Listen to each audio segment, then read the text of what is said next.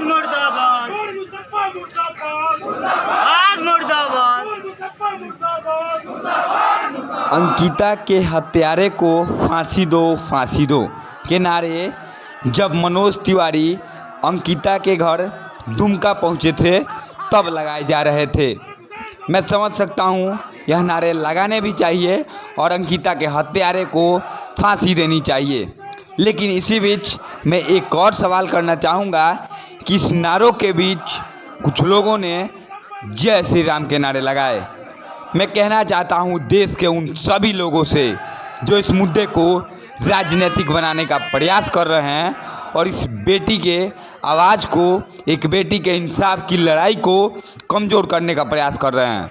हर एक मामले में राजनीति जब आई है वह मामला दब जाता है, वह मामला सिर्फ राजनीतिक तक रह जाता है।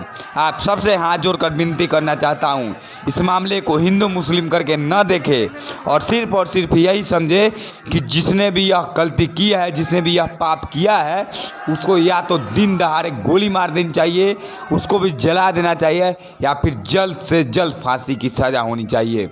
उसके लिए फांसी की भी सज़ा भी कम होगी उस दरिंदे के लिए जो एक बेटी के घर में घुसकर घर के बाहर से पेट्रोल छिड़क कर जला देता है।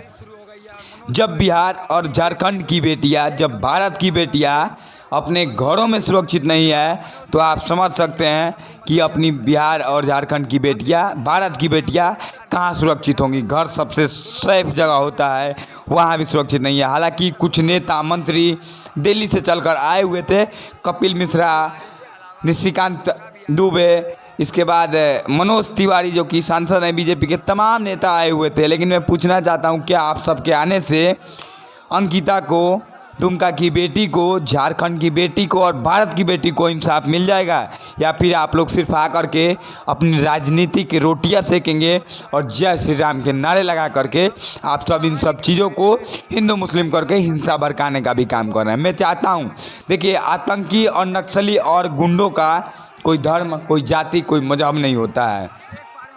लेकिन कहीं ना कहीं इन सब चीज़ों में जाति धर्म न घुसाकर जल्द से जल्द इस बेटी को इंसाफ मिले, ताकि भारत में एक संदेश जाए उन तमाम गुंडागर्दी लोगों को कि ऐसा करने पर हमें भी सज़ा मिलेगी, हम सुरक्षित नहीं रह पाएंगे। देखिए, मनोज तिवारी जैसे आए लोगों की भीड़ इतनी ज़्यादा बढ़ गई, हज़ारों की संख्या में पुलिस बल तैनात था। मनोज तिवारी भींगते हुए, क्योंकि बारिश भी आ रहा था, भींगते हुए बाहर निकले, लोगों से मिले और उसके बाद पुनः दिल्ली रवाना हो गए।